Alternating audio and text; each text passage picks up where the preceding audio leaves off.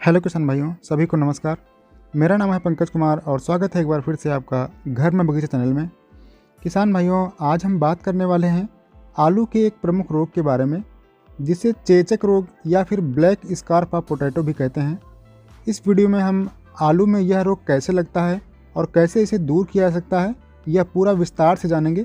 भाइयों, अगर आप यह वीडियो पूरा देख लेंगे तो आपकी फसल में यह जो चेचक रोग है यह दोबारा कभी नहीं आएगा। तो चलिए वीडियो को शुरू करते हैं। किसान भाइयों, आलू में चेचक रोग राइजोक्टोनिया सोलेनाई नाम के कवक से फैलता है। इस रोग से ग्रस्त आलू के कंद पर छोटे छोटे काले या भूरे रंग के कण चिपक जाते हैं, जो आपस में आलू घिसने या नाखून से खुरचने पर आसानी से हट जाते हैं, लेकिन वहां पर एक धब्बा जैसा बन जाता है, जिससे आलू देखने में बहुत ख़राब लगने लगता है और बाज़ार में ऐसे आलू की कीमत बहुत कम हो जाती है। इस रोग के लगने से आलू का साइज़ भी कभी कभी छोटा रह जाता है।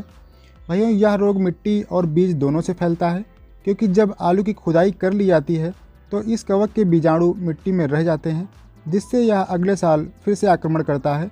और बीज को जब हम स्टोर करते हैं तो उस समय यह आलू में चिपका रहता है, और जब वही आलू फिर से खेत में बोया जाता है तो फिर से यह रोग खेत में फैल जाता है। इस रोग के फैलने के लिए सबसे ज़रूरी कंडीशंस क्या क्या होती हैं? तो भाइयों, इस रोग के फैलने के लिए सबसे ज़रूरी 3 बातें होती हैं। पहली बात, मिट्टी का ज़्यादा सूखा होना। दूसरी बात, कंद बनते समय और खुदाई के समय बहुत ज़्यादा टेम्परेचर डाउन हो जाना। और तीसरी बात है बिना अंकुरण वाली आलू का बीज बोना। जब अच्छे से अंकुरण जिस आलू का नहीं होता है, अगर उसको हम बोते हैं तो क्या होता है कि उसको जमने में टाइम ज़्यादा लगता है और इस फंगस को वृद्धि करने का मौका मिल जाता है। भाइयों, जो कंद चेचक रोग से ग्रसित होते हैं उनकी त्वचा पर जो दाग बनते हैं उनसे आलू की भंडारण क्षमता और पकाने की गुणवत्ता पर साधारणतः कोई प्रभाव नहीं होता है, लेकिन देखने में बहुत भद्दा लगने लगता है। तो भाइयों, अब जान लेते हैं इसके कंट्रोल के बारे में। अगर आप कंट्रोल के सभी बिंदुओं पर गौर करेंगे तो आपके खेत में निश्चित रूप से यह रोग आपके खेत में नहीं आएगा।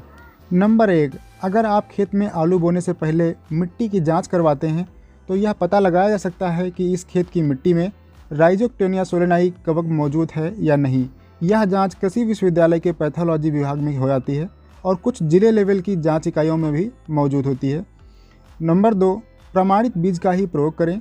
जो सरकारी प्रयोगशालाएं होती हैं, ज़्यादातर कोशिश करें वहां से ही बीज लें और प्रमाणित बीज लें। नंबर 3, रोग रहित और अच्छे अंकुर वाली आलू के बीज की बुआई करें, जिससे इसे बचने में काफ़ी मदद मिलती है। नंबर 4, जिस खेत में आलू में यह रोग एक बार आ गया हो उस खेत में अगर आप लगातार 4 साल तक आलू नहीं बोएंगे तो यह रोग मिट्टी से अपने आप ख़त्म हो जाता है। नंबर 5, आलू के बीज को बहुत ज़्यादा गहराई पर ना बोएं। बीज के ऊपर 5 सेंटीमीटर के आसपास ही मिट्टी होनी चाहिए। नंबर 6, बीज बोते समय बीज को किसी अच्छे कवकनाशी से बीज उपचार जरूर करके बोएं, जिससे यह रोग खेत में दिखाई ना पड़े।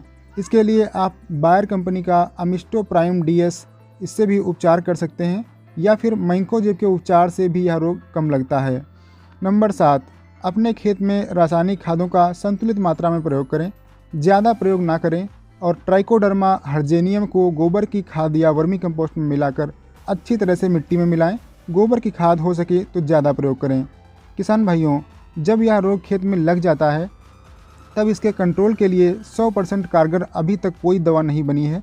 कुछ महंगे कवकनाशी जैसे एम-स्टार टॉप आदि का स्प्रे करने से कुछ हद तक इस रोग को रोका जा सकता है, लेकिन मेरी सलाह से जब आपके खेत में यह रोग दिख जाए या दिखाई पड़ जाए तो आपको फसल की जल्द से जल्द खुदाई कर लेना चाहिए, क्योंकि रोग लगने के बाद यह रोग खेत में बढ़ता ही जाता है। तो भाइयों, अगर मेरे द्वारा दी गई जानकारी आपको अच्छी लगी हो तो प्लीज़ वीडियो को लाइक, शेयर और चैनल को सब्सक्राइब करना मत भूलिएगा। मिलते हैं किसी अगले वीडियो में, तब तक के लिए नमस्कार। जय हिंद किसान भाइयों।